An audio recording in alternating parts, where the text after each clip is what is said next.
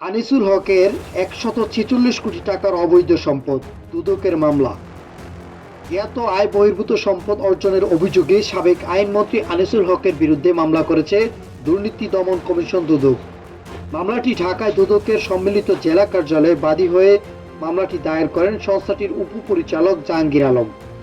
মামলায় আনিসুল হকের বিরুদ্ধে জ্ঞাত আয়ের উৎসের সঙ্গে অসঙ্গতিপূর্ণ ১৪৬ কোটি ১৯,৭০,০৯৬ টাকার সম্পদের মালিকানা অর্জন পূর্বক দখলে রেখে ও ২৯টি ব্যাংক হিসেবে ৩৪৯ কোটি ১৫,২১,৫৮২ টাকার লেনদেনের অভিযোগ আনা হয়। এদিন দুদক কার্যালয়ে এক সংবাদ সম্মেলনে দুদকের মহাপরিচালক আক্তার হোসেন বলেন, প্রজাতন্ত্রের একজন সরকারি কর্মচারী হয়ে ক্ষমতার অপব্যবহারের মাধ্যমে অবৈধ সম্পদের মালিক হয়েছেন সাবেক আইনমন্ত্রী আনিসুল হক।